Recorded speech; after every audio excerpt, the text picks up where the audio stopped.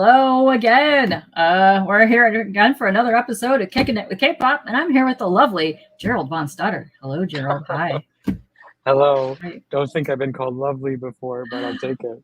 You know, that is the most bitchin' name, by the way. It gives me like really cool, like 1800s, like author vibes. I love it. Dig it. Nice. So how are you today? You're doing great. Lovely time. I am. Weather is great, and heading back to Italy on Sunday. But Ooh. Here the weather is great there too. So nice. That's gotta be fun. That's gotta be a long flight. It's a long travel. It's not about the flight. Anybody who's sort of traveled to Europe takes shorter to get there from here, from the U.S., than it does to go from Europe to the U.S. Oh wow. So I'm not a scientist or anything. It's something to do with the winds. I don't know. I have never made it that far, but one day I would love to because I want to go see all the art there. I'm huge into the art. Oh yeah.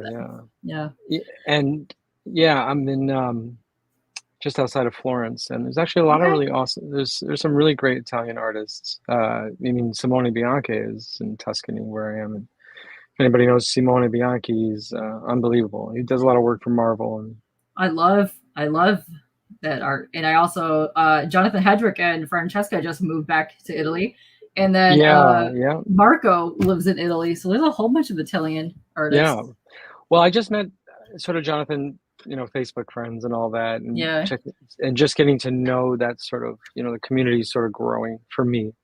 And I just happened to see on Twitter, I was following his his last Kickstarter, and so he moved to it. Yes, and he said that he moved to Italy. Like where? And it's actually only a couple hours away. So. Oh wow, nice. Yeah. So my mom's side of the family actually came from Italy. My grandfather was southern Italy, closer to Sicily, and my grandma was up north, so she was closer to the Switzerland area. Which is interesting because she had blonder hair. Everyone else in my family super dark. Yeah. Well, Sicily is the very south, and when you get to the Dolomites up there, it's very international. So even in Tuscany, I pass for Italian, and I have gray hair. I'm gonna say hey to some peeps in chat real quick because all the way from 10 a.m. this morning we had GT Comics. What is up, GT Comics? How are you doing? And making her return to the chat, Crystal. What's up, Crystal? She's out here dropping your links. Hi. Oh, we got Las Cruces all the way from New Mexico. What's up? Oh, New Mexico, nice.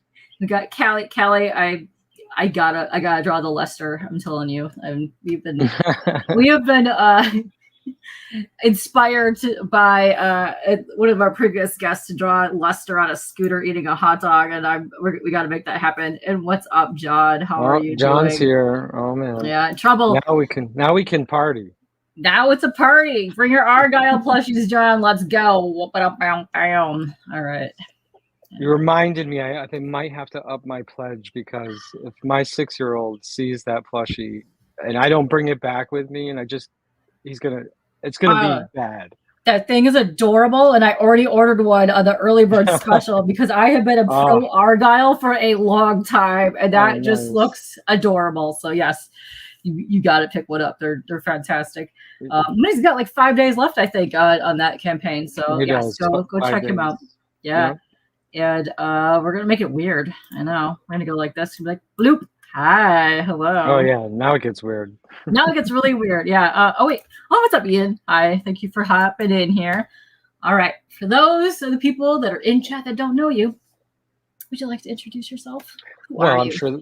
Yeah, sure. And that's probably everybody, because that seems to be, that's sort of what happens when you kind of just come into the scene. And this comic is I'm saying it's my first comic because it's really the first authentic, really go. I had done some kid stuff many years ago when my first son was born, and I was just actually on an interview and a podcast yesterday and sort of saying, I've been an artist my whole life, and comics have been my whole life, whether I was actually creating them or not. That's always been the thread of my life. Either, well, you know.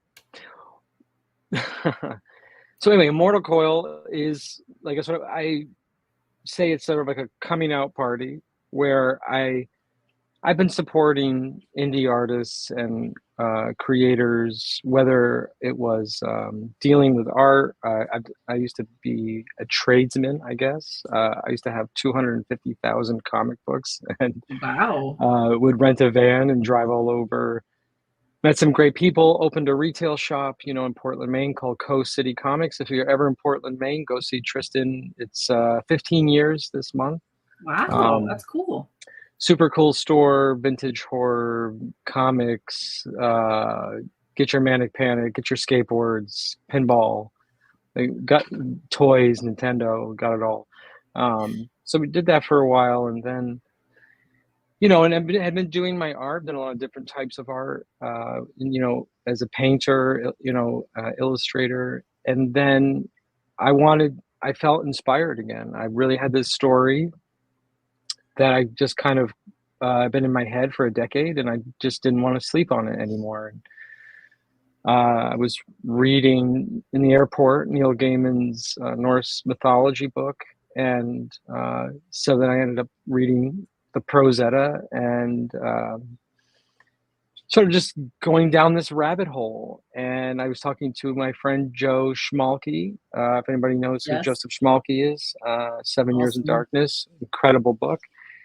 And I said, you know, I'm looking for an artist to have this story. And I was looking, I'm trying to find, you know, someone to draw it. And I did some drawings and I showed him, and it was like this moment of silence.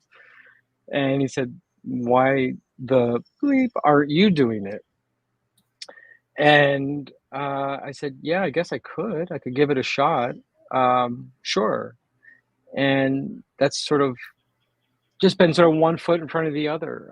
You know, just kind of online, meeting people, drawing the pages, putting them out there, getting some feedback. And said, well, you know, Kickstarter is a really amazing resource and possible launching pad for any self-publishing indie comic creator. And I wouldn't say it's the 100% gauge of if you have something that will turn people on, but it's a good gauge. It's a great gauge because, you know, even when I started, you know, in comics retail, you know, it wasn't like this. You know, the scene wasn't, indie comics were still very much what you think. Indie comics, hard to find. People have been self-publishing for a very long time, but Kickstarter really just sort of blew up, and you know, just sort of put it together and put it out there, and here we are, you know. And it took 8 days, but we funded, and I've just met some of the most awesome other people. I think what I love more than doing my own book is getting to see everybody else's. That's you know, fun. Yeah.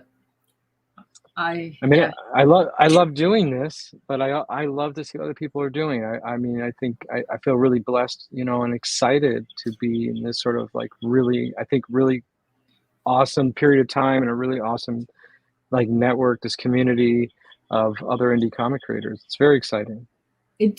I think it's been a really cool thing to meet, like, not even just creators, but to see titles out there that you would not normally see on a shelf in a store. And that's my favorite part about these crowdfunding things, is because there's so many like anime style books. There's also like a lot of horror, crime, and like things that I love that you don't necessarily see that are coming out monthly from any of the companies that are out now. And I love that. And that's what I love about your book, because I'm so glad that Schmalke told you to do the art in it, because your art is fantastic. It's so good.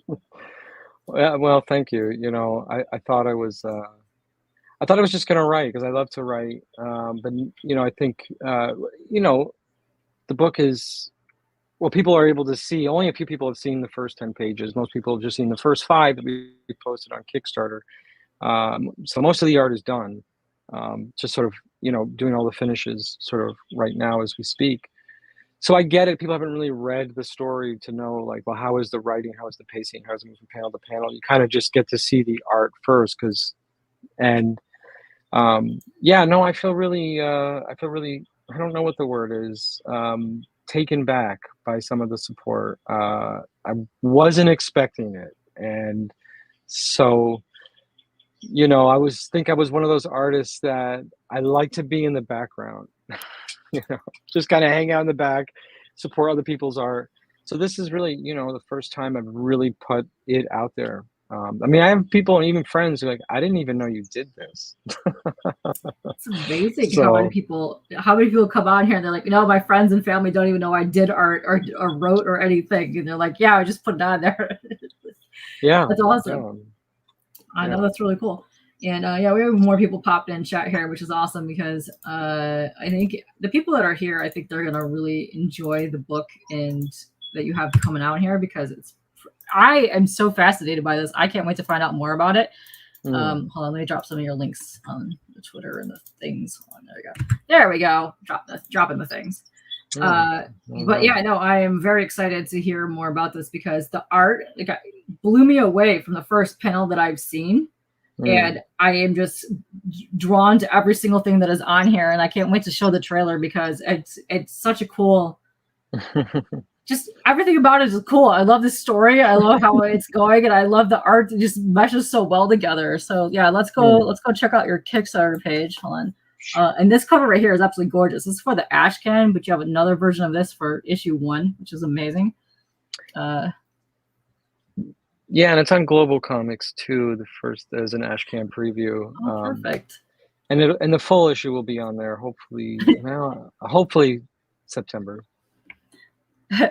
Tate says you've already sold it with your X-Men shirt. There you go. Oh, you like that? X-Men 97.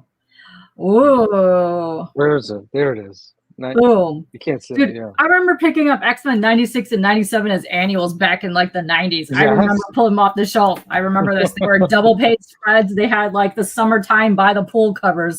Those are some of my favorite books. Yeah. No, I mean, that's, Mark Silvestri, Dan Green, Chris Claremont. That was my introduction. I knew, I was reading a lot of weird stuff as a kid. But those three were putting out. That's like when there was like one X-Men book, and I couldn't wait to read it. I know there's kind of like a little overkill of how many titles, like the X-Men, Star Wars, a couple other titles that there's just so many out, and I can't follow and keep track with what's going on with any of that stuff. It's hard, and it's expensive. Yes, it is. Hold on, let me boost this. There we go. That looks better. There we go. Jump all over the place. There we go. This is very cool. So here is your page here. So this is for issue 1. You also have the Ashcan available on here as well. And you have 4 days to go, and you've already smashed your goal. So if anybody's thinking about funding, don't have to worry about it because you've already hit their backer goal. And you're going to be ending your campaign Wednesday, July 3rd at 9:53 a.m. EDT time. So yeah. Very cool. Yeah, no, I'm excited all about this. Wait, what's happening? Yes, I love seeing my chats. Oh, wait. And that's true. Yeah. I hear you. Figure drawing, and I'm the same way. I'm drawn to the art, but there are writers that I will get their books. I mean, who doesn't love James Tynion? I mean, come on, that guy's ridiculous. I mean, I'm waiting for him to write a bad book. Jonathan Hickman, I think.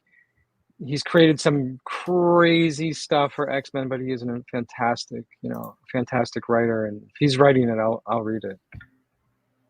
But the art does, that's what draws me in too. Yeah, I've been having a lot of fun just going to cons and either getting sketch covers or just actual art from people, and meeting the artists when you're there in person. It's just a whole fun experience. I love all that stuff. Oh yeah, I mean my God, I've been doing that for so long. It's a little harder in Italy. There is Lucca Comics Festival, which is like Italy's biggest comics festival. Katie, you now have my debit card. That's a wrong choice there, Tate, because I will do your highest tier possible. You don't know. Absolutely. I mean the Dream Abyss variant original artwork that's still available. So. Listen, you hear that, Tate? Boom. And yeah. But it's very hard sort of, in Italy to find a comic convention where it's like really about the art. Manga is very huge in Italy. Huge. If there's a comic book convention, it's 98% Wow. manga, however you want to say it. And then you'll find a guy in the corners actually selling, some old Fantastic Four, Daredevil. And then if Simone Bianchi is there, well, forget it. Yeah, I mean, he is sort of like, as far as comics go, like Italy is like, he's like the man. Carla Cohen, Lucio Perillo. I love Mirka Andolfo. There's so many cool artists that are coming out of Italy. Have you ever been to Lake Como Comic Fest? I haven't. I'd love to go. It's a little far. It's a little, Yeah. even if you're in Italy, it's a little far. It's beautiful. It's gorgeous. I would love to go next year. I would love to. Yeah. I know Frank Cho was just there. There was a lot of people there. There was a lot of artists from here go there, and I actually had somebody that we know stateside that flew there to go there just because of the amount of artists that are there. And I like that you get it like one-on-one time with them. It's really amazing. Well, not just that. I mean, if you're going to go to a comic convention, why not go to Lake Como? I mean, people spend a lot of money just to go on vacation. So you get a comic book convention, meet some of your favorite artists, and see the beauty that is Lake Como. I mean, it's kind of a win-win. It's kind of intense because, I know Ryan went 2 years ago and he took pictures on like the lake part, and that's where they filmed one of the Star Wars movies, like shot for shot, like they were coming off the boats into like Alderaan type thing. Yeah, it's awesome. Yeah. So I have not been to that comic festival, and I'm hoping sort of next year, because one thing that Italian comic fans is they love American art. I mean, I was selling a whole bunch of it. Actually, Ryan Otley art. Italians love and cannot get enough of Ryan Otley. It's crazy. Wow. That's awesome. Yeah, I dig his art. Oh yes, he's got some dynamic looking pieces. Yeah, it's phenomenal. If I even met, I mean, there are a lot of artists. If I ever met, I would probably just faint. But Ryan Otley, I'd be like, blah, blah, blah. And I did that totally with Simon Bisley. Oh yeah, I was like, blah. I know. Well, because I love to see art that is so different than mine. Because I don't know, in some ways I can almost like I could never do that. Like how he makes this sort of combination of like cartoon, superhero, but action. It has a style that you just can't copy. You can't. It makes it look so easy. There's a few artists that when I see their art in person, I am just blown away by the amount of details that they put in a piece. And it really inspires me to get better at doing art, because I've been in and out of art my entire life, but I finally realized that I want to do something with it. And when I see art like that, it really just makes me want to pick up a pencil and just start sketching something. Like, I love seeing art. It's amazing. Well, and I think any artist, if they ever even heard that's like the highest honor. That if what you do in life inspires someone to express themselves, I mean, that's amazing. I mean, I couldn't ask for anything better. You should tell him. You should write him.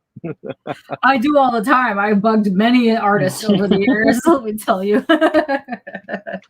If Michael Turner was still alive, I would probably be in his DMs every day going, oh my God, you're the greatest. You're the most magical person that's ever lived. I adore you. Yeah. Well, that's how I feel about Chris Samney and Sean Phillips. I mean, those are like my heroes. Like, those are the guys whose style, I really, I keep printouts and inspire me. Oh, dude, my whole wall in front of me, besides horror stuff, I have like over there, I have like a whole entire Michael Turner / wall that's just everything that he's done over there. But I really big into a lot of the guys. I myself have been into comics. I don't even know how long. It's been over 30 years. I've been going to some of my same shops over 30 years. So it's who knows how long it's been, but yeah. Oh, okay. The EC homage is beautiful. Ooh, because we're gonna be getting into that in a second, Tate. Let's watch your trailer and then we'll get into your comic book. Okay. All the way. Hold on, I gotta unplug for this. Okay, if I unplug, we're still here. Does it sound good? Can you hear me still? We're still Okay, perfect. I don't know why this laptop does it. Sometimes I unplug that and then it mutes me. So it's constantly test that. Awesome. First of all, hold on, stuck to my chair. Ow. This lady is gorgeous. I love her. She has very striking features. So That's pretty. hell. That's, yeah. Ooh. All right. Let's watch this and let's get back into your comic. Boom.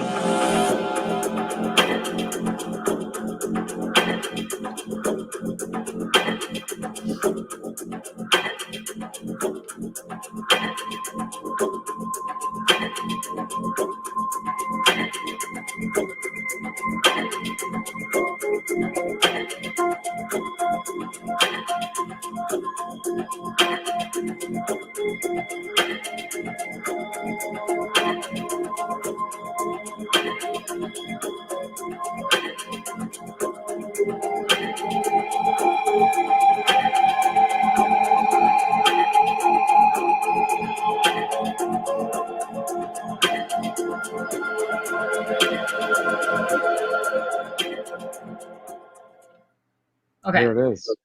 That was okay. That was mega dope, and a lot of the vibes that I got from almost weird, like a crime vibe to it, but also gave me some like Edgar Allan Poe-ish vibes, like in the house with the crow stuff in it. But I like the mythology type thing that you have going on there. It's hard to have anything with a raven and not think about Edgar Allan Poe. But if people you know, you don't see it so much in the comics, but in the mythology, Norse mythology of Odin, he has two ravens, and you can see it. I'm not giving anything away when you actually see the first 5 pages with the text. Loki wakes up and he kills one of them. And that's memory, and so that's how he gets the information about where to find the sliver of the faceless god. Yeah, just even the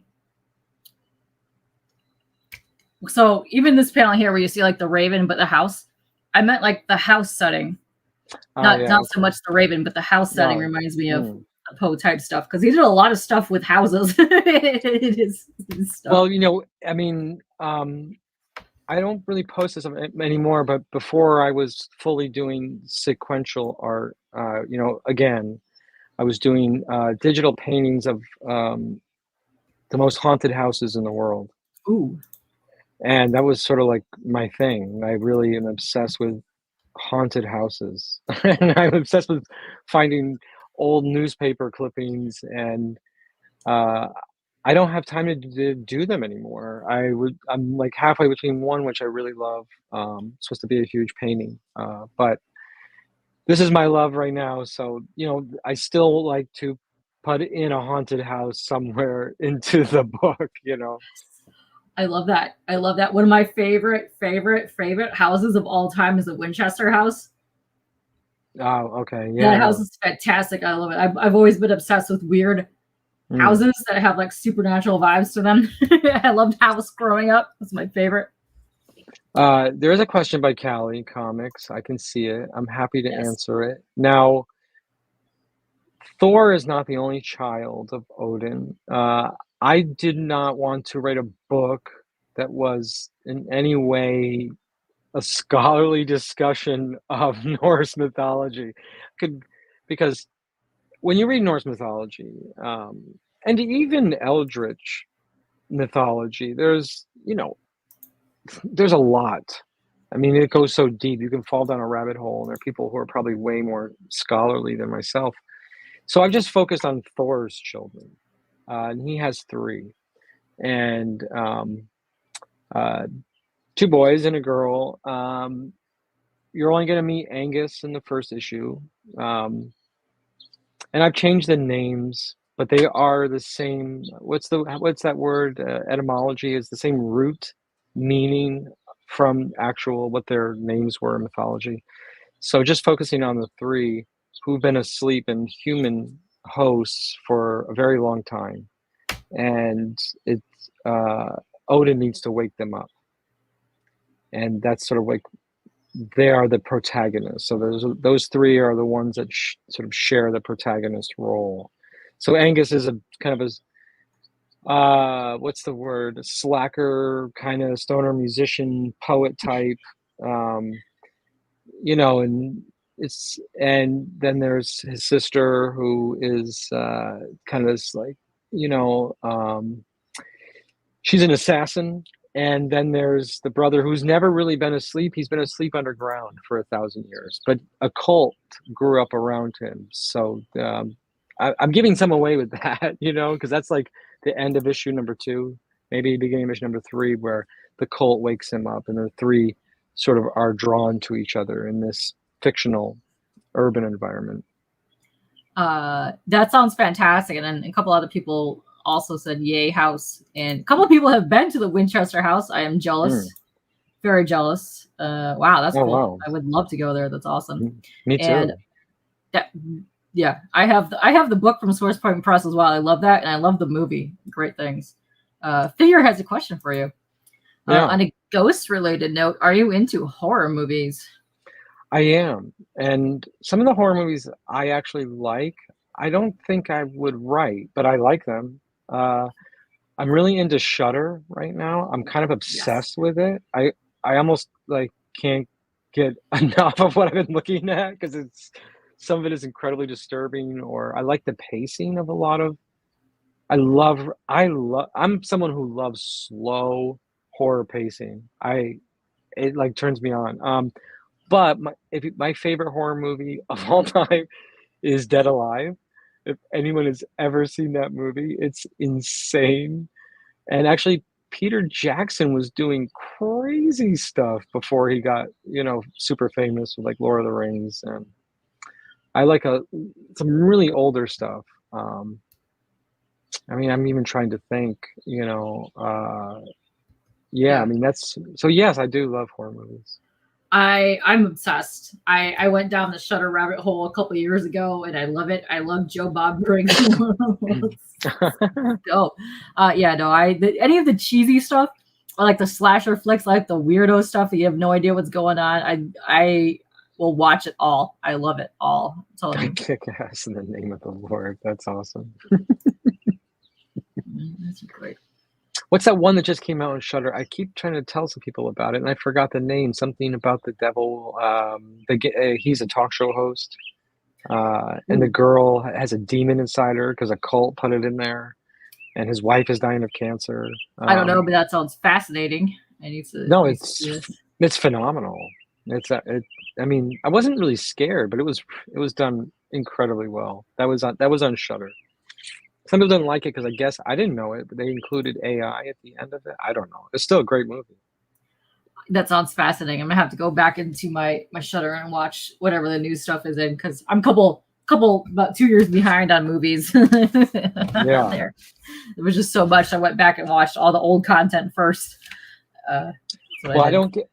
I mean, I have a 13-year-old and a 6-year-old, so I'm watching Sing 2 or whatever is on Disney Plus most of the time, which is actually inspiring because some of it's so sweet and so saccharine. I have a little bit of a twisted head, and I will turn these things and say, like, you know, like, what if you know, Moana like started sacrificing people?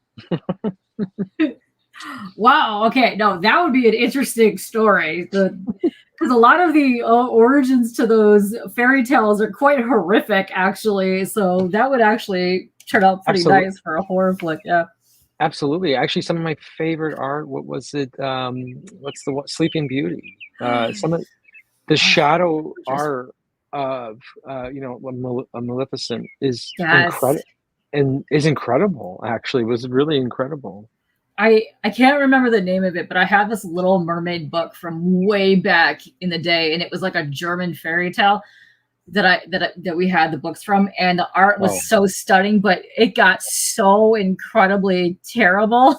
Like the whole story is actually just horrific. If you read the actual Little Mermaid tale, it's just so sad. But I love it. It was great. And that's right. A couple people were actually at Sinister Con, which is a horror-ish con over in the California area. So hopefully they did great on that. And Yes, Maxine looks good. I've seen Pearl and I've seen Pearl's great. X, and those are great. So this is like the third one in that kind of like series type stuff with that same girl in it, and it looks pretty cool. Yeah. For real? Yeah, this is the new one that came out. So it was X. Forget Immortal Coil. I need to go check this out. Get on that. Get on that right now. So yeah, X came out first, and then they did the prequel with Pearl. So then Maxine is coming out now, and it all kind of like ties in to like the whole series. I can't wait to see that. That looks good. And yes, we are live, CJ. Yes. By the way, I love Santa Cruz too. Nice. There's a couple people around that area right now, and yeah. Oh, it's Devin Stowell canceled, so you didn't even go. Jay, you didn't even go to meet James and share a hot dog with James. Oh, he must have been so sad. That's awful. Yeah. Actually, there is a movie coming out with Hugh Grant. I just saw the trailer. It looks unbelievable. He plays such a good creepy dude. I think it's called Heretic. Yeah. Heretic. Something like that. Heretic. That looks so good. It looks so creepy. I'm so down for that. Finally, they're putting his talents to good use. He's a creep. He's so good, such a good creep. But then you're also looking at him, you're like, but he looks so innocent. Like, you know what I mean? So which makes him creepier. Great. It looks fantastic. Yeah. The visuals look amazing. Oh, it looks so good. Just whatever they're having, like they show his house, the two girls going to the house. I'm like, oh, this kind of reminds me of Knock Knock vibes a bit. Then they get down to like, some of just the other stuff that's happening, like the little weird, like dollhouse type situation. I'm like, I need to find out more about this. I watched the trailer for that yesterday. It looks really fantastic. Yeah. I love everybody's talking about Santa Cruz. By the way, I went to UC Santa Cruz. Well, perfect. There's a whole bunch of Cali peeps in the chat at the moment. I think we got like 4 happening right now, but guys, also Santa Cruz. There's a lot of good movies that took place around there at the time. Yeah, there was a great theater in Santa Cruz when I was in school called the Nickelodeon. It was pretty. I actually lived above it. Ooh. You lived above a theater? That's awesome. You were like the Phantom. It's amazing. Yeah. And this cover right here, I know somebody else mentioned that they love the eyes part of this part. Dude, this is such a fantastic art piece. I love everything happening here. You got tentacles, you have gorgeous face, blood splattery, whatever. I love it. It's so striking when I saw this piece of art right here. She's fantastic. Well, thank you. She's so pretty. The eye, yeah. Oh, it's so good. Your art style is fantastic. What's that? Comic Journey has a great question. Are octopus heads? I love it. You can call them octopus head. Octopus head tentacles. That's a good question. That's the faceless god. In the book, he's not really going to be called anything. They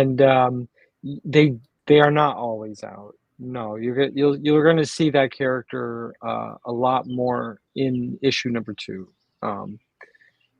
You're not going to see. I'm going to be honest with everybody. You know, even at the end of issue number 1, we're moving in that direction. But issue number 2 is like the big bad, I guess, because Loki is not the big bad. Okay. He's part of it, and even Hel is not the big bad. But Hel and Loki, being father and daughter, are key to waking him up. Oh yeah, no, it's so Even Crystal says she loves it. Yeah, girl, the art is so pretty. I can't wait to go and show more of this out here. I'm gonna leave that up here, so keep going down here because this right here, the way your panels are laid out, and I love your coloring. So your colorist did such a fantastic job nailing the vibes of this. Well, it's true. You know, Guilherme was a friend of Simon Gow, and Simon Gow is, you know, a colorist that I absolutely adore from the UK, who's done a lot of work, and we just did a print together. But he turned me on to Guilherme out of Brazil, and we did a couple test pages, and I gave no script, like no direction. I really wanted to see if someone got it. Someone could get the sort of feeling from it. I gave a synopsis, brief, and that was it. And I don't think that my art, my inks, you know, would be as compelling without him. Interesting. So love this. Yeah, no, the panels look fantastic. Just from what I'm seeing here, it looks really good. I love that you're based in this weird house in the middle of who knows where, and then stuff happening. But that's some of my favorite like books, even novels. Like when someone goes into a house, but they're like exploring, especially like games and stuff. When they pick up like all these little knick-knack little weird things, and they're just going and hunting around a place. I love that. That's my favorite thing of all time. I love seeing that. Oh, nice. Hey, Tate, do you remember a cafe called Saturn Cafe? I used to work there. Oh, you and Tate might have ran into each other. You probably don't even know it. You probably served him something at this cafe. Yeah, well, it was like a vegan punk rock cafe. He probably was there. I'm telling you right now, he was probably there. Okay, CJ has a question. Did you see this? Was that black and white cover the A cover? That was just for a preview. That was just to separate it. I didn't want to put the color one in, so then people were like, "Wait, there's only 5 pages. What the hell?" So I just wanted to do the black and white sort of preview so that it was there. Just to make it feel like it was just something different that you were going to see, and not hopefully get your hopes up like it was going to be like the whole book, Wait, hold on. Oh no, Comic Journey, no one was endorsing AI. It was just a horror movie that used it at the end, and there was some debate about it. Ah, yes. Yeah. So yeah, he's very not pro the AI.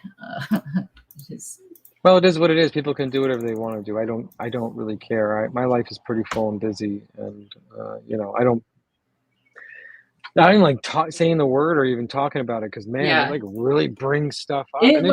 It sucks the life out of like the energy in a room, especially when you're it's a. But here's the thing about it is that anybody who is a comic book fan is an art fan, and anybody who the difference, and there's nothing to worry about. That's my personal feeling. I mean, there are some things. My God, see, you got me talking about it. Nope, not doing it. That's fine. I just think that comic book fans and those who really appreciate the story and art, they're pretty savvy. It's a pretty savvy group out there, and they're very discerning, and that's cool. Yeah. Jay lost his last girlfriend to AI. That could have been the case. What's up, Dan? How you doing? But yeah, that's nice. Also, Tate says he used to go there at least every week. He said he looks extremely familiar to him. So you probably know each other. Well, I had crazy. I had you wouldn't believe them. I had a lot of hair, different colors, nose ring, different, much younger. There's some, you guys are hilarious. But yeah, I have a feeling Tate has been there because Tate is also a really good, he loves lots of music and stuff. So that seems like that would be his vibe. So yeah, you guys definitely probably ran into each other. And what's up? How are you doing? It's been a hot minute since I've seen you. But I want to get into this because I saw this panel during your trailer, and I was just the line work that you did. There was so much detail in these paintings up here. Well, I'm going to tell you something, and I will be honest about it. Those 3 paintings are actual paintings that I redrew of ancient, like sort of lithographs depicting scenes from the Prose Edda, and I have them on my computer. Now, I didn't make them exactly that way. They are in the Creative Commons, and I debated about redrawing them or not. I wasn't going to copy and paste, so I mean, I was zoomed in pretty close, because if you see these pieces of art, they are like tick, tick, tick, tick, tick, tick, tick. So I did, probably took me longer than I needed to. I probably could have just had a black wall, but they are different parts of the story. Like the tree, that's the world tree. That's where Odin was hung for 9 days. And the middle one is Loki, and it's very important to the story, is Loki being tied to a rock with the entrails of his own child, while his wife is trying to keep the venomous poison from melting his face. And the last one that's actually one of Thor's children trying to drive a sword through the serpent's mouth. Oh, that's awesome. I love that you run for all of that stuff. That's very cool. I dig that a lot. And hold on, we got lots of chatting happening. What's up, Kirby? And also Tate says he missed the mac and cheese so much. Did you know Kat? She's a very good friend of mine. I will DM you so you don't take the show over.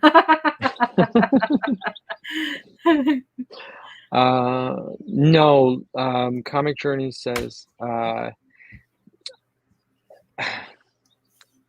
yes and no. Yes and no. If I tell you everything you won't buy, maybe you That's won't right. jump into issue number 2. I can't answer it without just saying, well, telling the whole story. They're connected. They are connected. And anything about the faceless god, the crawling chaos, he's the offspring of Azazoth, who is considered like one of that's like the big bad of sort of like the Eldritch gods. And he's an offspring, just like the protagonists are offspring. It's all these kids who've just sort of inherited, power that would make our heads explode. And what are they going to do with it? Probably just kill us all. I mean, what would you do? So they are it's related to a certain degree. Okay, yeah, that's what I was saying earlier, how we saw the trailer and I like this character here. Like, I don't know who it is, but I'm already intrigued because I like a good weird dude in a mask. That's Loki. I love a good dude in a mask, let me tell you. Pro masks. So, yeah, and there's a reason he's not wearing the mask to be scary. There's a reason why he's wearing it. Ooh. Obviously, I didn't want to recreate what you've seen in Marvel and TV, but of course I love the horns. But he's wearing the mask for a reason. And at the end of issue 2 or issue 3, you'll see why. Oh, I'm excited. I can't wait. Yeah, right, Kelly? The art is fantastic. You did such a great job on that. And I'm glad. I'm really glad that Schmalky talked you into doing the art because your artist works so well for this type of story. Well, thank you. I appreciate that. Yeah, so, I mean, blame Schmalky if you don't. Yeah. Oh, it's fantastic. I love this. Uh-oh. What happened now? I love this comic journey. There is no hentai, or however you pronounce it. I don't make booby books. I'm not knocking them. I'm not knocking them. It's not my thing. But, there's not some tentacle sex. If you want that, you can commission me and I'll make you a tentacle sexy book. There you go. Boom. Get on that right there. Yes. Yes, right, Dan? It's fantastic. Shout out to the colorist. What did you say his name was? Guillermo? Guilherme. Ooh. Hey, the legend. What's happening? Oh, you backed Tate. Thank you very much for backing. You guys are awesome. Thanks, Tate. We're going to have some mac and cheese, Santa Cruz style. Gotta do it now. You're going to celebrate. Well, Joe is right. There are probably things out there called Immortal Coil. I was a former theater actor, and I did a lot of Shakespeare, but sort of more different takes on it. And it's sort of a tongue-in-cheek joke because what Shakespeare is saying about the mortal coil, you shuffle off this mortal coil. I mean, at some point you're going to be your troubles, but what if you're immortal? You're kind of screwed.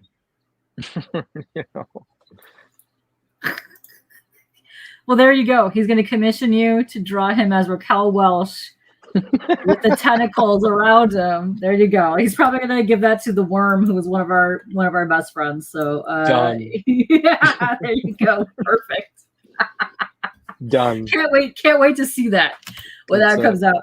I'm making mac and cheese. I'm making Raquel Welch sexy book. Done. Love it. But yeah, no, the muted colors are so great. They work lovely for this. I love it. Yeah, no, he's done a really great job. I mean, when we officially started working together, I said, listen, I'm not going to tell you how to color. All I ask is that it is a darker tones, and it's just really moody. It's just super moody. And it's not a superhero book, so none of this like bright shiny stuff. These are like it's the dark things are happening in this world. You know, they're coming, and I wanted the people too to like. I wanted the clothes to look like clothes and not like, you know, costumes. No, so I think he's done, yeah, a great job. And now I feel like we're like a pretty well-oiled machine. Oh, very cool. I'm very, very, very intrigued into this. Looks just fantastic. Like every single thing that I've seen so far, it's grabbing me. Story, everything. I really like what I'm seeing here, and I love all these types of weird little doohickeys, because that's kind of my favorite thing too. Like when I get really invested in like a series, especially like a fantasy series, I love like the companion books that come along with it that are kind of like this here. Like you like flip through them and see like different characters and backgrounds and histories of all the stuff, like the weird little things that you have. I love all that. That's my favorite part. I mean, I don't know if I'll ever get around to it, but the book that he's looking at, I actually want to make. That would be awesome. I don't know if I will. I mean, maybe when if people really, you know, are turned on and they really get into issue number 1 when it gets in their hands, and there's, you know, a desire for issue number 2. It's, you know, because the story really needs 5 to 6 issues to really complete this sort of first story arc. You know, it's a 115-page script, but you know, we were originally cut it down to 24, but now we hit a stretch goal, so now it's 28. Oh, nice. I had to stop there, otherwise I'll never get this book out to people. So I'm hoping at the end, and we'll see. I would love to make, you know, like a hardbound sort of graphic novel, like, you know, like an absolute Sandman kind of thing, and in the back have that sort of book that Loki's looking at, like you flip through and kind of age the pages or something and put in all these sort of weird sketches. I love it. Also, I love that you got to meet the team down here. There's yourself right there. I love it when campaigns do this. I love it when they shout out their team that they worked with. I think that's amazing. Well, anybody who works in comics, I mean, you know, it's like anything else in life. Fans, Simon. That's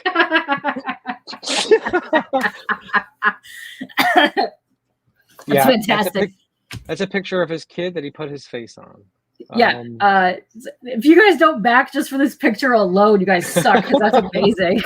Well, you know, the first when I can actually get to some conventions in the fall, I'm going to make a T-shirt of this. You have to have T-shirts of that. Oh my gosh. Yeah. Well, you know, and just a little serious for just a second. I mean, anybody who works in comics, it is a collaboration. It isn't one person. And that's actually that print right there you're looking at. That's the left side is me and the right side is Joe Schmalke.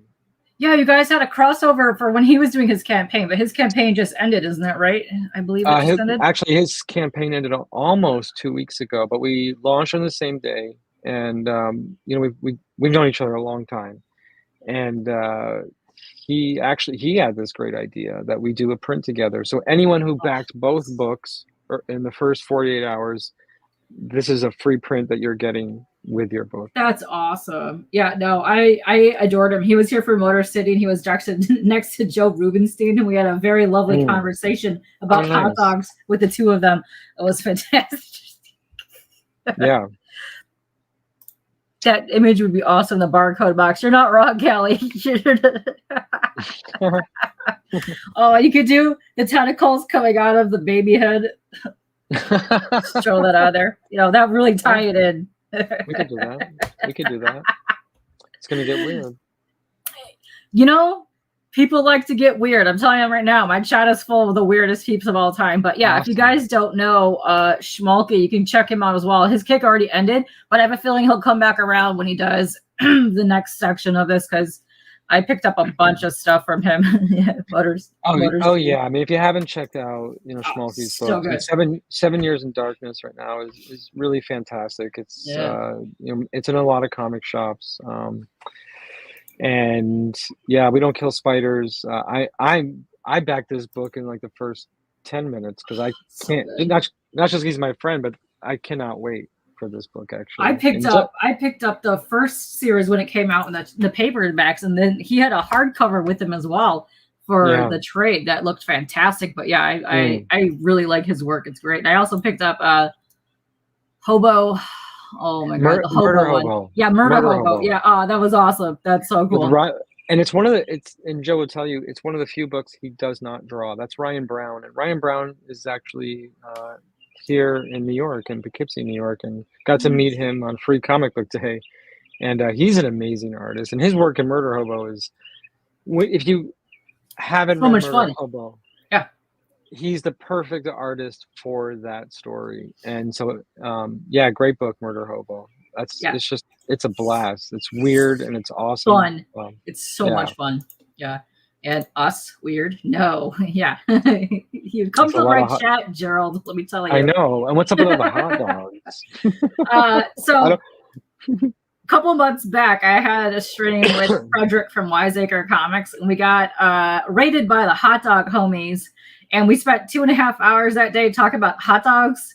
And since then, you know, it's been an ongoing thing in the chat. And now we are pro team hot dog here on this channel. Let me tell you. Hold on, I'm gonna. That's fine. Yeah. Oh, dang, Glenn. Yeah. Get some help for that for sure. Oh, let me link you to Schmalky's. I'll link you to Schmalky's Instagram so you guys can go check that out because he's got some cool stuff. Yeah, no, he does have cool stuff. He's one of the hardest working people, I think, in self-publishing indie comics out there. Yeah. And that's awesome. And you know, there you go. That's the link to Schmalky. Go check him out.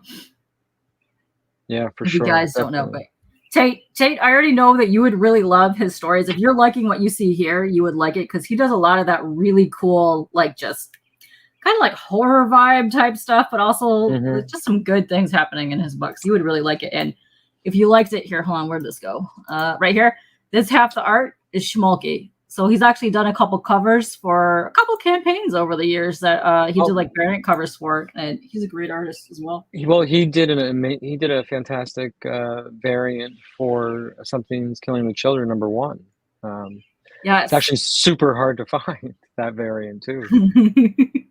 Yeah, he did a cover for Spillblood that I did that I backed for Jonathan Hedrick as well.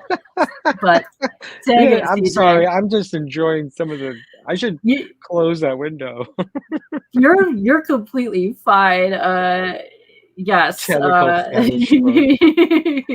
Oh my, great. There we go. Now he's a tentacle fetish guy. Cool. You know, hey, I'm known as the hot dog lady. You got tentacle fetish guy. You know, it works. It works. Yep. Yes. See, I know you would like it, Tate. Yeah. You guys are hilarious. Oh, thank you very much for just plopping links in the chat to Glenn and to Crystal, who've been in here all day, plopping all these things all over the place. Thank you. And here, let me place this in the Twitter so you guys can go find him as well. And then let me see. Since you're on the Twitter, and I'm on the Twitter now, I'll pop your link in there. Because for whatever reason, when people post links in the chat, it doesn't go to Twitter unless I do it myself. So I've got to meet this Tate Pride person. This is you and Tate would have a ton of fun together eating your mac and cheese. Let me tell you. With hentai hands and fingers, disgusting. So, if you don't know, CJ also streams, but when he streams, he only streams his hands. So that's why he's saying hentai fingers and hands. Technically, CJ, I might draw you like this, but you have tentacle fingers is what's going to be happening. I might do that. I might have to do that. Yeah, Glenn, I know Glenn's going through some stuff and you just sold your entire comic collection. I wish you luck on moving stuff and with your move. So keep us in the loop there, Glenn. And if you do end up going, I see someone posted a link to Instagram. I know on there I posted the cover to issue #2 of Loki in a throne of skulls with a monster behind him. Ooh, monsters! That Simon Gao actually colored. It was supposed to just be a print as a stretch goal, but actually it was Joseph who said, that looks like a cover, and I said, how about issue #2? And he said yes. So that's cover A already. Good. I can't wait. We'll go check it out in a second. And apparently CJ thinks henna is called hentai. You know, that checks out. That checks out. That would also be why he has like hentai on fingers. Oh, yeah. I think that's where you're going with that. Let's go over your. Let's stuck to my chair. Let's go over your. Dang it! It's hot here. Okay. No, these red covers are fantastic. All right, what are you guys saying now?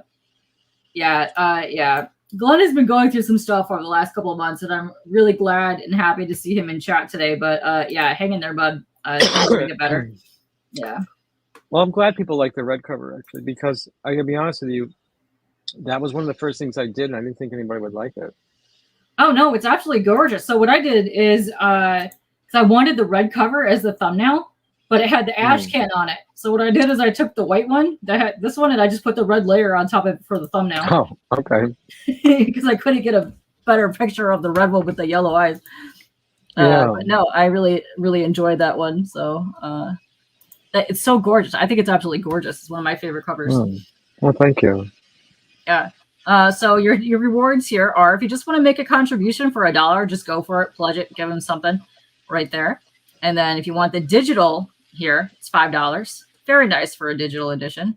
Let's see. If you want cover A, it's $10. Wow, that's awesome for $10. And then only ships to the United States. $5 for shipping. That's awesome. So I have a question. If somebody wants to reach out to you and pay the extra shipping and get it shipped overseas or to Canada, are they able to contact you to do that? Absolutely, 100%. This is my first Kickstarter, so I'm gonna be honest about that. And you know, when it's your first of anything, there's you have to learn as you go. I mean, fortunately, I'm blessed to have a lot of people in my life who are professionals at this, and I do everything that they tell me to do. And when you're starting out on Kickstarter, shipping is a huge thing, and and you don't want to turn people off. And unfortunately, the United States Postal Service, it can be very difficult. Now, there's different things you can use, pirate shipping. Yeah. There's all kinds of different things that try to help bring the cost down. But, if you don't know me, and if you love the art, are you going to pay $30 for a book you can buy, for $6 to $10? I mean, maybe not.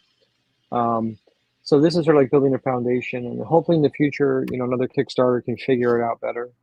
But if anybody just contacted me and said, "Hey, listen, can you send me this book?" and I would work something out with them. I would figure something out, because I can't imagine sending a book and then saying, "Oh, but you have to pay $30 for the shipping." I would include a piece of original art or something, do a nice remark, throw in the sketch cover, do something to kind of make it worth it for them. Yes, that would be awesome, because if that was the case and you wanted a back to help pledge that, you would probably just go to the tip tier, would be my guess, and then add that amount in there, and then you guys could figure out whatever amount that is to pledge in there, and then you could work something out that way. Yeah, so that's absolutely. For the overseas. That would be for anybody outside the U.S. because it's locked in the U.S. right now. But that's a good deal. So 15 total for just cover A. That's a really cool price. And hang on a second. So I missed you people. Yes, you people. My guess would be the hentai tentacle hot dog community is the people that you missed, CJ. Hey, Chance, what's happening? Yeah, I know, Glenn. Which octopus head artist a friend? Which one are we talking about? Because there's been a couple octopus head pieces in here. We'll figure that out.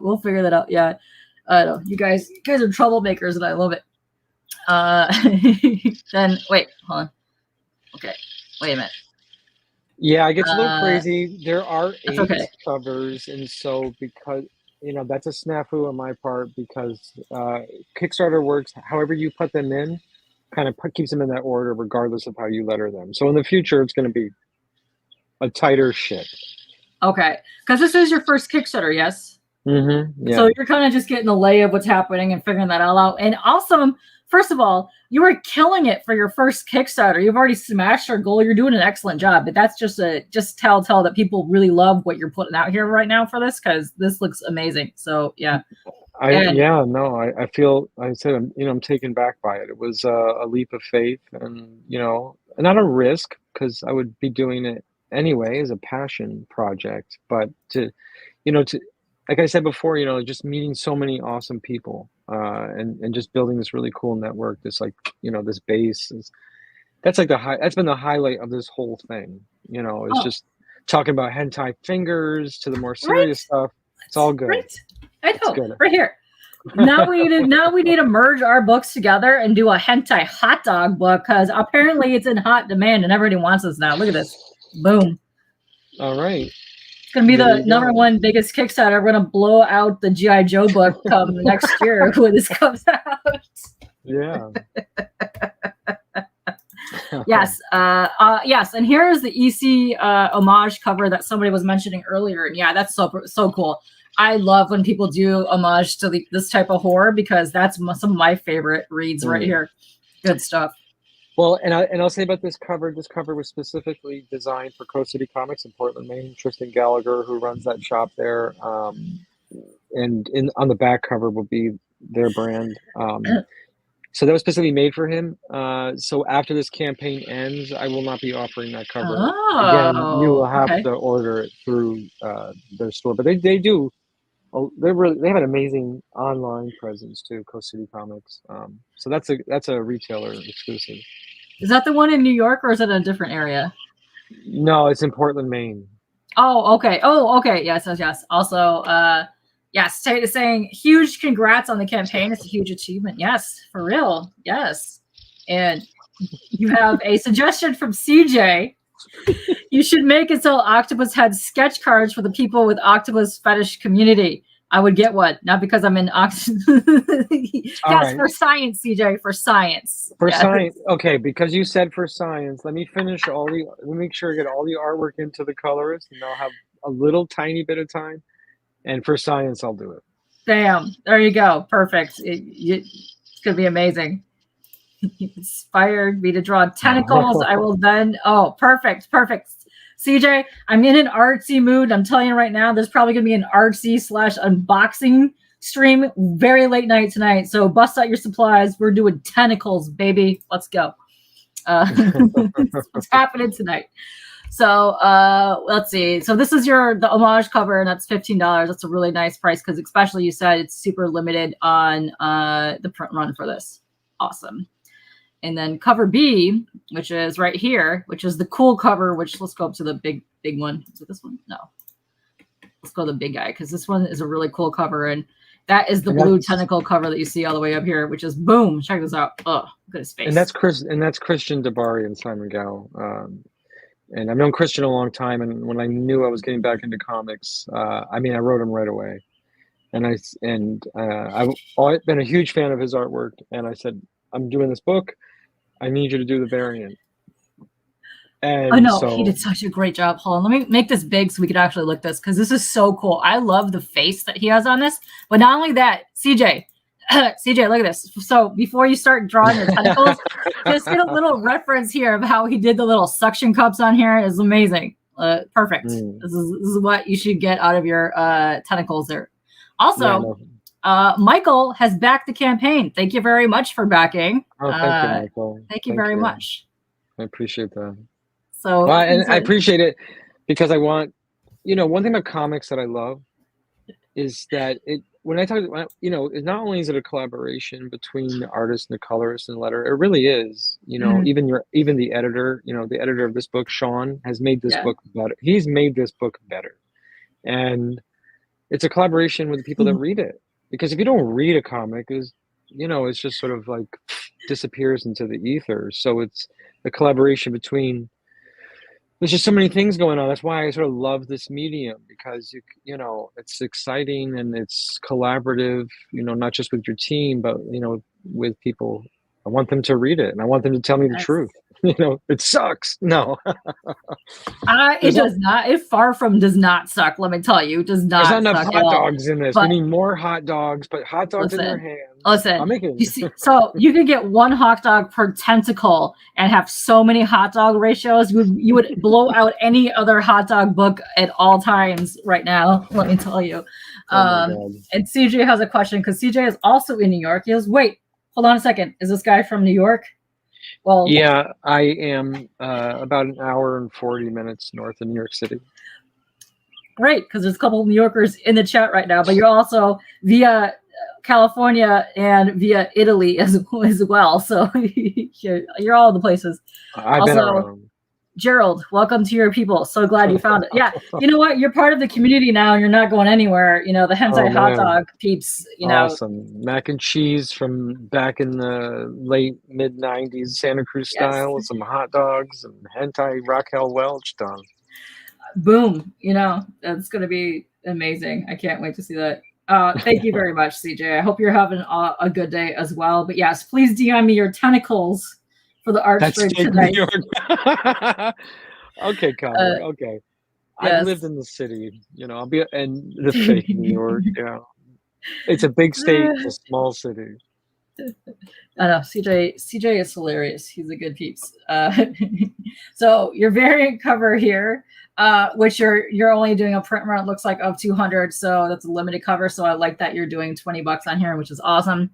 And you also get a digital copy too. So I know a lot of people like to get something that has a digital because they either like to slab it or like not touch it. But well, two things I'm doing when you back any of the physical books, you will get the digital. Plus, I will have a shared drive folder if you want wallpapers or things like for your phone or for your laptop. Therell be a shared drive folder for that as well. Oh, nice. That's awesome. And what's up, handsome? Right back to you. What's up, Rick? Yeah. So if you were here for the hot dog chat, you would appreciate it, Rick. So then cover D, which hold on, I gotta go back down here. Blah, blah, blah, blah. Oh, come on. And this was a last minute thing. If you know, if anybody knows anything about David Lynch changed my life a long time ago as a writer and an artist, because he gave an interview where they said, "Where do you come up with your ideas?" And he said, "Well, I don't. My subconscious does." And then he asked him to explain, and he said, "I keep a stack of blank books near my bed, and when I wake up, I write down what I saw when I was sleeping." And so this was a dream I had, because I was like feeling drowning in this story, in this book, creating the art, doing all this stuff. And I actually used my face and head as a reference, and this was sort of like a dream. That's neat. I dig that a lot, because I also use weird random body parts. I'm like, hey, pose for me if I have somebody in my room. Yeah. But no, that's awesome. I love that dream aspect. That's cool. That's super cool. I mean, and hence the Dream Abyss. And this was sort of like, this was not, and actually this cover, there's another comic book shop in Hyde Park, New York, called Alterniverse. This guy, Anthony, he's been awesome. He was one, outside of Coast City Comics, one of the few retailers who was very inspiring, motivating me for this book. And so I said, listen, I just made this. I haven't even put this out as a cover yet. I mean, do you want it? Do you want this to be an Alterniverse cover? And so this is the other retailer exclusive. So when this campaign ends, this cover I may bring some to cons in the future. We'll see. But you can only get it at Alterniverse in Hyde Park, New York. That's super cool. I like that. And then once again, $20 because it's super limited run on the covers. That's really cool. You also have it available in a foil. Ooh. Yeah, only 25 copies. I got to check because, people do add-ons. I might have to check because I think it's gone over. If it has gone over, actually, I don't care. It's cool. I just put it as 25, but it says 10 left. I don't think so. I think last I looked after the add-ons, there's like maybe 3 or 2. Okay. So apparently Rick is having hot dogs for dinner tonight. Nice. And I don't know why ABC Meme Corner, why YouTube recommended it to you, but hey, welcome to the chat. You're welcome at any time. It's all good. Oh, nice. That's cool, Tate.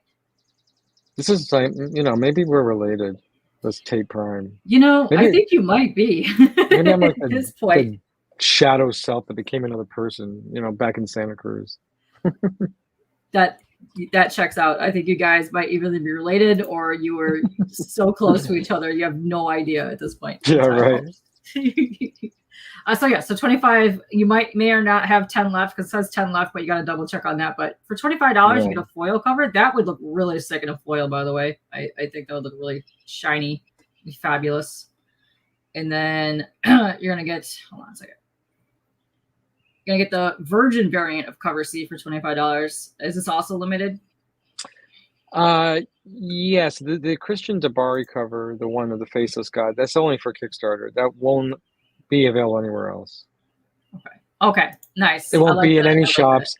You know, I mean, maybe, you know, next year I may bring a limited copy to like a convention or two, but I wanted to make something that made the campaign feel special. I mean, Kickstarter backers and, you know, people who support Kickstarter, I think are a really amazing community. And some of the people I've met through just doing this, I think if you say you're going to do something special and you don't, and that's weird. I think that's super weird. You should, you know, mean what you say and say what you mean. So there's so many other covers, and, you know, the regular cover A, Red Hell, has been doing very well. So wanted to make a cover that was like, okay, we've got 2 retailer exclusives, and let's make a cover that's just for Kickstarter. So this is that one. No, that's awesome. I like that. I really like when people do that too, because it's something that's for your campaign only. And I like when people include something like that, because if you're going to go to a retailer later on or reissue something print wise, I think it's really cool that people just do something for the campaign.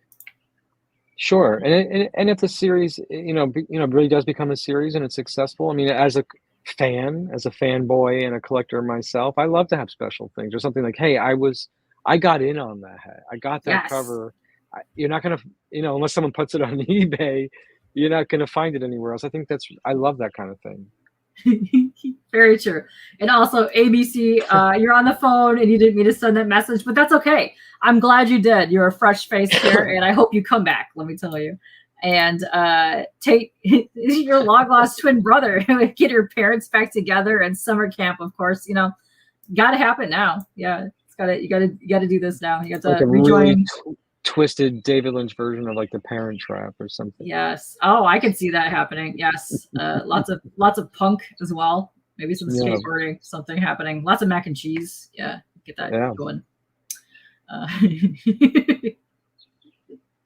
And then okay, so what's the difference between this one? Is one's with the trade rust and one is the Virgin cover? So there are 3 Dream Abyss variants. One is the with the title on it. One is a Virgin cover. There's nothing on it, and then there's a foil. Okay. Oh, okay. Perfect. I like that. And hey, Lorena, how are you doing? She says cover G is awesome. Love that style. Yes, we're gonna be getting there soon. Where we on E right now? So yes, let's go. And yes. No, again, they're out of order. I think G is the EC homage. Oh, okay. That's okay. We'll figure it out. We're gonna get it going. Oh yes, cover G. Yes, the EC homage. Yes, right there. That is fantastic. I like that one a lot. And maybe leave off this one here. Okay, so here. Ooh, is that a sketch cover? Is that a blank? There is a sketch. There is. Yeah. Mm-hmm. Well, let me see. Is it down here? It's also available. You're not going to see it over there right there, but it is available as an add-on. Ooh, okay. So this tier is basically, you know, the shipping is what it is. And I probably will throw some more stuff in here. We've got, you know, 4 backers. They'll ship to anywhere in the world, and you'll get 3 books. Very cool. You know, so you're pretty much getting this. You're almost getting the sketch cover for almost nothing. And you know, you're paying for the shipping. So if you could, I wanted to make a tier where if you want to pay that kind of shipping, and we priced it out, you know, and this is the shipping. It's like $30. Actually, I actually took, I think, $5 off. I think it was like 35, something crazy like that. But I was like, okay, want to make this entice people. I don't want, you know, my Canadian friends or my Italian friends or I have some friends in the UK, you know, doing a, you know, for a first Kickstarter, here's a tier. If you're willing to pay that shipping, here's 3 books, give you a little something off. That's awesome. I really like that you do that. And then you're getting 3, is it 3 in here? Yeah. So you're getting the red cover, you're getting the tentacle cover, and then the sketch cover. And not just that, we've hit a couple of our stretch goals. So you're going to, if you back Joseph Schmalke's, you're going to get that print. You're going to get the print that I did with Simon Gao for cover version number 2. Two metal bookmarks, 1 pin, and a vinyl holographic sticker. Sweet. Yeah. Oh, that's awesome. I love metal bookmarks. I have a ton of them from a bunch of other campaigns. They're just so cool. Yeah, so you're going to get all that stuff because they were unlocked. We're close to hitting our last stretch goal. I don't want to sound like a jerk, but I don't care if we hit it. Because it's going to add more work for me. If you want the book, I want people to want. I want to make something exciting for people as a fan, as an artist, as a creator. So if we hit it, great. That's exciting. That just means more people are interested. But if we do hit that last stretch goal, I will be creating a digital mini comic of the first 5 pages of issue number 2. And I've already been telling people that it's basically the only flashback you would see in this series. And the first 5 pages of issue number 2 tell you how we ended up here. It's basically goes back to the first Ragnarok. Very cool. I dig that a lot. And also, I see Fabio. Speaking of sexy Brazilian artists, we have one right here in the chat right now. What's up, Fabio? You've been killing it on all your covers and your interiors. Congrats, man. You've been kicking some butt, dude. It's exciting to see your posts. I love that. Yeah. So okay. Ooh, we get signed and remarked print bundle. So yeah. So that's very limited. That's there's only 10 of those. Christian, we're making a oversized print, and Christian will sign them. We will together, and he will remark them. So 10 by 15. Oh, that's a decent size for that's a print. Nice. And that's $75, and you're getting 1, 2, 3, 4. Plus, you get some cool stuff. That's awesome. And you got 6 left. Plus, you get a book, and the wallpaper is a digital, all that, and all the stretch goals. Hold on. Let's see. Sure, you seem chill, but could this be because I was on Sasha Casually Comic stream yesterday and they just got comic covers? It could be. I don't know. YouTube is a fascinating, weird machine. I have no idea why it recommends stuff. I have mix of horror stuff, K-pop, metal, and comic in my feed. Plus, I have some random other stuff. But could be. I don't know. But I'm still glad that you're here. ABC Meme Corner. Let's go. I know you're confused. I'm confused. We're all confused. But Hot Dog Tentacle Hentai has brought us together, and that's all that matters. That's all that matters. And what's up, Travis? I know. Here we are. And we're going over your campaign right now. So if you guys are just joining us, which there is currently 45 people total rocking us from the Twitter to the Twitch to the YouTubes. Yes. It's like Pokemon. Why? Yes. It is like Pokemon, and Pokemon's one of my favorite things. So that's also why it linked us together. So boom, we could talk Pokemon sometime. So let's go. Thank you for showing up. So yeah, you have 6 of those print bundles left. That's awesome. Ooh, maybe, and again, maybe not, because one thing I don't know if you noticed, but it doesn't. That's a reward tier. So what happens is because of add-ons, I'd have to actually go back. Oh, okay. Interesting. If that's actually true, because some people will add things on, and it could be what do they call it? Because the reward tier is the reward tier, and the add-on is the add-on, and I don't know if they communicate with each other. That makes sense. Yeah. So there might be less. Thank you. Yes, it is effective. Thank you. All right, but that's good though. So you roughly have some of those left. So hopefully, if people want to go back it now would be my suggestion. And then I like when people do retailer bundles. So you're gonna get 10 of the tentacle head cover, and then 30 of the red cover, which is gorgeous. So you're gonna get a chunk of those for $100, which is awesome. And we have had a couple of retailers that we've kind of we've worked it out without actually having to go through this tier, because some retailers might see a cover and want to work it out a different way. Oh, okay. Doing some work with Ben Chase at ECGCE Comics, who has a subscription service, and he's been a huge support of this book, and I'm very excited to work with him and doing a branding on the back of a book. So there's different ways retailers could contact me, and we can work something out. And I've done that actually with a couple of retailers. That's perfect. I like that. It's easier that way sometimes. Yes.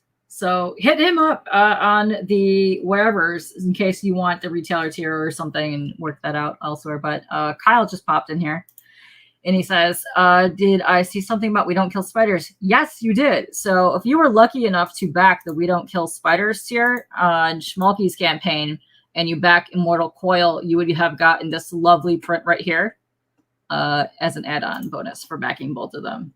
Yeah, and that's a print that Joseph and I did together. So he did the right side and I did the left side. And it's gorgeous. That's a really, really pretty print as well. But yes, Kyle, you did hear something about We Don't Kill Spiders. And that's a fabulous title, by the way. It's really cool. Yeah, it is. Yes. And the Pachinga for 140, if you want all the covers, that's including the foils and the trades and the virgins and all that stuff. So 140 for a giant chunk of books there. That's awesome.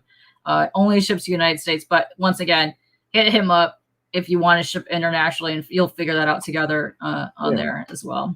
And okay, I thought I missed something stupid, but okay.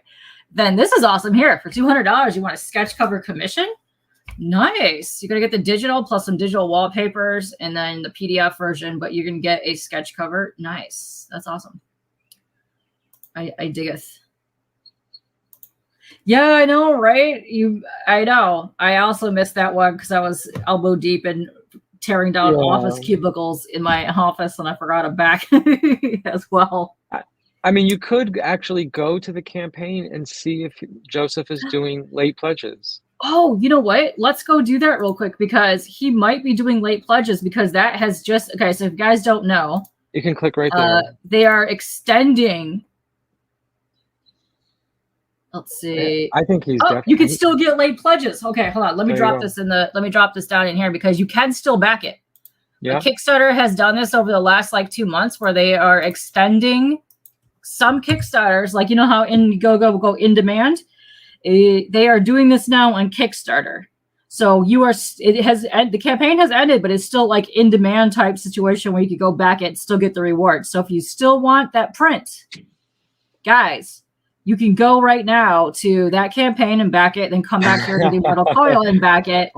Well, I'll tell you this. I need to add a disclaimer. That was available only in the first 48 hours. But okay. Yes, we can still back it. But still back it. And if you are interested in the print, this is between me and the hot dog crew. I will give you can write Joseph and say, hey, listen, I backed both books. I really want that print. Pretty please. He might just do it. He might. He's a nice guy. And I know for a fact he is pro hot dogs because I talked to him about hot dogs. So go talk to him. Yes. So just go back a book and he's doing late pledges and send Joseph a message and tell him I sent you. Yes. Yes. And I know there were so many great titles during the Black Caravan run during Scout Comics, which I'm glad to see that the titles that were available during them are now being brought back, and they're either funding themselves via their own whatever. But I love that they're coming back now. I would say it's cool with me. It'd be hard if all of a sudden everyone was like, "Oh, I'm going to do that right now," because it was supposed to be something special. But here's the thing about Kickstarter too that I think creators understand is, and especially if Joseph has been doing this a long time. This is my first Kickstarter, my first real mature book. So I think it takes longer for someone to find me or find my book, so I would say back both books, send Joseph a message, tell him, hey, Gerald said it's cool. I get that print, man. So yeah, put him on the spot. Yeah, put him on the spot. Yeah. But yeah, check it out. So this, where'd it go? That right there, it's really gorgeous. And I like how it merges together like that. It's just such a striking image. It's really nice. And yes, right? Let's go. Get it, Kyle. Get it, Kyle. Make it happen. Okay. That was, okay. So $200 for sketch cover commission. Can they pick what they want? Like CJ wants his Raquel Welch hentai hot dog, whatever he's trying to get done cover. Would that be where they could hit you up for that? I've had some crazy requests. I'm not hentai. You're pushing it. I'll do a private maybe. Yeah, well, at least some tentacles in the background. I don't have to be hentai. Maybe for like 500, we'll do something Ooh, really there weird. You go, CJ. Oh, really weird. You might have won CJ over by saying really weird for $500. I'm just saying.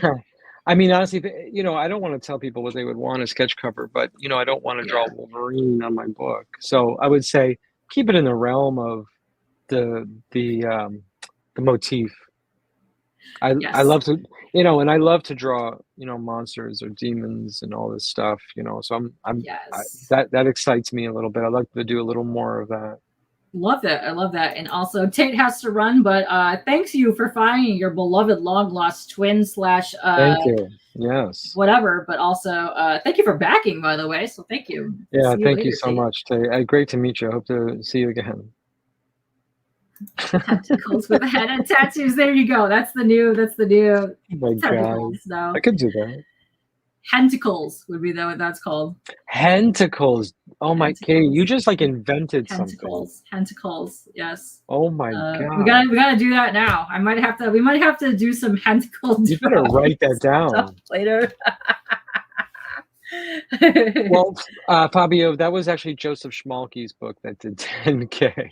You're close though. You're close. You did amazing for what are you over 5K now? Hold on, it's been a minute since I've been to the top of this page here, but you're kicking some butt on here too. But also he's in Brazil, so it might be converting whatever our money is to his campaign. I don't know, but yes. No, Joseph ran for 2 weeks and he killed it on that Kickstarter. He killed it, but he's well deserved. Like I said before, if you don't know Joseph Schmalke, you're come out from under the rock, because he's probably, if not the most, definitely one of the most hardest working self-publishing indie creators I know. He's awesome. He's such a nice guy too, and I've done some fabulous titles over the years. I've had such a pleasure just reading him this stuff, and it's great. Absolutely. Okay, so then down here, if you want some original pages, it's $300, and you have there's only one left, or how's that working for this? It's just the one. The Red Hell one is already sold privately. This is the Dream Abyss variant original page, 11 by 17, drawn and inked by me. That was me actually just finishing inking it right there. I took a picture. That's awesome. Okay, so you're also going to get an actual print copy, and then you're also going to get the digital plus some digital rewards for that. And then there's the all gone stuff. That's been amazing. I liked every single thing I've seen on here, and I can't wait to add. I'm going to back it because I want that red cover. It's gorgeous. And there's a shirt as well. And you're going to get some other things. What is this for? Milestone. Okay, so you're gonna get bookmarks, pins, some other things. You get stretch goals. You got a limited print. Yeah, here we go. Oh, here we go. Yeah, so this is the print that I did with Simon Gow, colorist out of the UK. And it was just going to be a print as a stretch goal, but as I said before, it's actually going to be the cover A for issue number 2. Oh, that is sick. That's some really good art. I like that you're doing like the print and then going to use it for the next issue as well for a cover. That's really cool. That's a great piece of art. Yeah, I love making covers. Probably more than interiors, but it's just a different thing. It's, I feel like it's like reminds me of when I was just painting. Oh, painting is fun. I really like it. And then 4,500, you already unlocked 4 more pages, and you're well on your way to hitting this right now, which is the exclusive digital mini comic for issue 2. You're so super close to unlocking that. So that's going to be hit by the time, you guys. So what's your final goal as well? Wow. It's the final one because I am stacked. I'm stacked. I got a lot of work. I want to make sure that it makes something really awesome. I want everybody to feel like that. Every single pledge does it, whether it was the $5 digital or all the books that, it all matters. And I want to make sure that it's the best I can make it. Amazing. And go check it out, guys. So let's refresh it. Go up to the page here. So where are we at?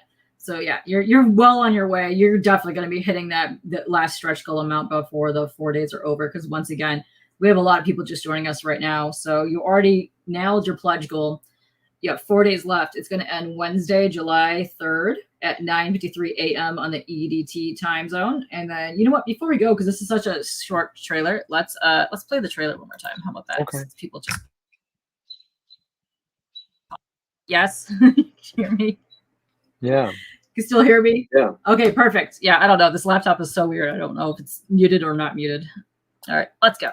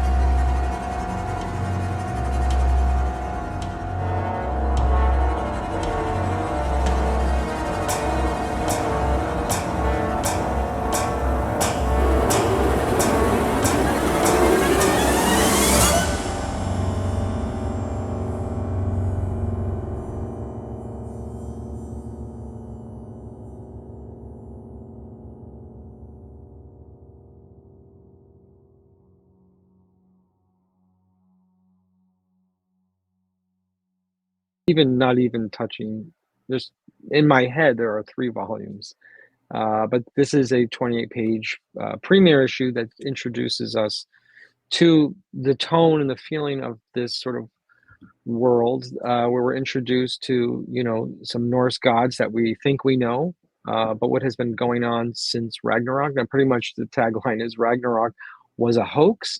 So Odin and Freya, together with their other children, used, well, Freya especially using her magic, created this grand illusion that Ragnarok happened and sort of made Hel and Loki sort of disappear. And the great sacrifice is that all the other realms except Earth were destroyed.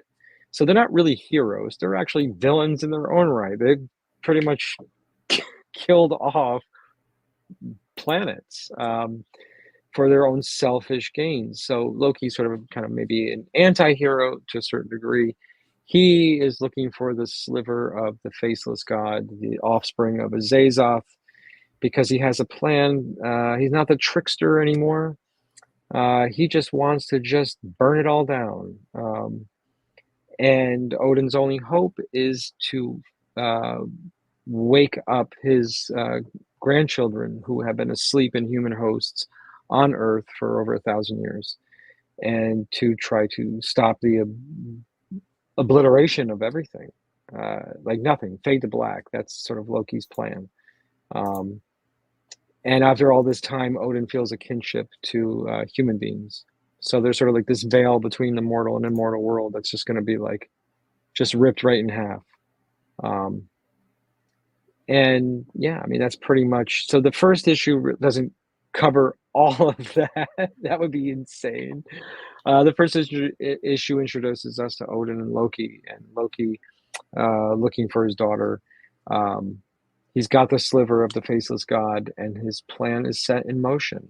And Odin has a plan too. So lots of planning, lots of plotting. But how do you control an eldritch horror? Well, you don't. So we'll see how that turns out. It sounds absolutely fascinating. It sounds like something that is super up my alley with books and art wise. And I am invested and I want to actually go back it too. So seriously, anyone that is backed in here, you guys are awesome. Thank you very much for doing that. But yeah, as Woodrow is saying right now, it sounds dope, right? Sounds pretty awesome. I'm not gonna lie. It sounds pretty fantastic. And boom, check out this cover because it's so pretty. The red on that is so striking. Look, that's the black and white one, but the red on it is absolutely lovely. Just right there. Kind of right there, because I just put a red filter on that one right there. But yes, go. Oh, whoops, wrong button. Oh my god, what am I doing? Look at, we're just super pro stream right now. Close the wrong window. There we go. Hey, so yeah, if you guys have any other questions, because we've been here for like an hour and 40 minutes almost. If you want to give us any other questions, plop them in chat. If you do want the print, I would suggest go backing both the We Don't Kill Spiders plus this campaign, and then go hit up Schmalky and be like, hey, Gerald, the hot dog hentacle homie said, hey, I'm down. I am down. You just gotta, if you really are, I mean, for all seriousness, if you really, you can still back Joseph's book for the late pledges. And if you really, if you saw that print and you are interested, I mean, I don't want anybody to go, oh, we can go back both and you're automatically going to get that. Yes. No, you do have to send it. You have to send a message to Joseph. Definitely message him first, because we're not sure. Where am I? Well, you should back them anyway, because you're going to get great. You're going to get great horror books. There. I lost myself. I got lost in tab / like for a second. Yeah, that's the other link right there, which goes to Schmalky's. What are they calling this now? What do they call the? Oh, late pledges. The late pledge. Okay, so it's in a late pledge right now for We Don't Kill Spiders. So if you actually want to go and back the We Don't Kill Spiders, you can actually still do that. I don't know when they're going to be ending that, but it's still up for now, so you can go back if you want to. Yeah, I would say. I think it's pretty soon. Yeah. And yes, thank you for your art, because I am so glad that he told you to go do your book, because your art is so lovely, and I can't wait to see actually more of it, because it is really that good. I enjoy it. Well, you have it's crazy too, because I mean, there's so much to see even in issue 1. This is really just establishing. There is some crazy stuff that's going to be happening, and if I can really, I mean, it would be so exciting to be able to do all of these issues, because there is some really crazy stuff that's supposed to happen. You had us at crazy stuff. That's probably why half the people already backed up already. What a terrible description. I just mean it's sort of like an onion. You're just peeling back all these layers and just I'm for it. Let's go. The scale gets bigger. Peeling one tentacle. The action gets crazier. Yeah. Lots of tentacles. I'm for it. Let's go. Down. So here, let me do this real quick, because I think I dropped enough links in the chat for you guys to go and check him out all over the place. Also, the links to your website where you can get the preview for the preview of the little Ashcan thing, I believe. I don't know if that's still up or not, but on your website. Yeah, that's immortalcoilcomic.com. That's going down pretty soon anyway. I'm replacing it. It'll be G. Von Stoddard. Okay. That's coming. That'll be once the Kickstarter ends. That's going to go up, because that's some commissions. There's other covers. There's other books that I've worked on or am working on. Oh, nice. I'm doing. I'm making it's a big project. It's all 7 Endless. My versions of the Endless. It's going to be in the end connected as a giant print. Oh, that's cool. That's insane. I don't know if that'll work out or not. So right now I just did Dream and Death, and Desire. Delirium is next. I'm actually very excited. I'm almost done with that one. And Despair, Destruction, Destiny. That's cool. I dig all that stuff. And all these links that we were talking about, they're down below in the description already. And then whenever you do make your new site, I'll put that down below so people continue to find you. Yeah. But yeah, go back. Don't Schmelky's campaign. Go back this one. Go hit him up. Go follow him all the places. And go back John Westhoff's campaign, because his is ending around the same time. Yes. Drumsticks of Doom. Yes. I want my black sketch cover, so you have to make it happen. Listen. I went back to that campaign and I re-added a black sketch cover on there because I wanted one because they're so good. But here, I'll drop this down because you also have 5 days left. But also, homie is rocking the freaking Argyle plushie, Arachnid Gator. Let's go. You need this in your life. I'm telling you, it's the best thing I've ever seen in my entire life. And I'm pro Argyle. Let's go. Yeah, I'm very, and that's a book I'm very excited about. I could talk about mine all day long, but there's so much great stuff, and I'm just one of a million. So there's so much cool stuff out there. People making great art and great stories, and I'm excited just to be part of that crew. You know what's fun to me about any of this stuff is there'd be a lot of people in chat that are artists or writers or even creators. And my favorite thing is like when people meet and then they go create something collab together. And I see that product as of like just meeting people. And I think that is so fascinating to me. I love seeing that. It's great. Yeah. Here, let me take this off the screen. And then there's our faces. Oh, we're so tiny. There we go. There's our faces. All right. Here we are. Here we go. I know, I'm hot and sweaty mess. Let's go. It's so hot here. So before we go, because I know you're getting ready to take off to go back to Italy. Do you have any appearances or anything coming up before you're going? There's some stuff in the works. When I come back, I'll be back in New York in early fall. We're going to be, Joseph and I will be doing a signing, little horror comic day at Coast City Comics in Portland, Maine in October sometime. Oh, nice. Might be trying to bring up a couple of other artists I know who just successfully funded their book called The Haunted Box. John Santana, a bunch of other artists, Damian Torres. If you like horror and you like comics, it funded already. But look out for The Haunted Box. Amazing. It's amazing. So we might try to get make a little horror comic day in October. Once our books are all here and shipped and everything. So everything else, I don't know, in November, is it November? Fishkill, New York, I'll be there it's called like Icon Comic Festival. So I'm trying to plan those all out right now. But it's like one of those things, but it's much easier once, I have those books printed in my hand, in your hands, and people can say, oh yes, come to this convention. So yeah, fight for indie. Absolutely. That's right. Yeah. Yes. And yes, thanks to anybody that hung out in the chat. We still have 50 people rocking with us with Twitter, all the places that we're at right now. So yeah, go check out all the links that we did. Go hit him up. I have a feeling CJ is going to go hit you up for his commission at whatever New York cons that you got coming up anytime soon. So if you see somebody coming up to you mentioning this, you automatically know where it's at. So well, if he just says, listen, I want hentai hot dog fingers, and I'll be like, CJ, we meet finally at last. It has happened. I can't believe I'm on a podcast where I actually said the words hentai hot dog fingers. We also came up with hentacles, which I can't wait to draw some weird hentacle action. Let's go. That's gonna be fun. And that's the best. Coming up with weird stuff on the spot is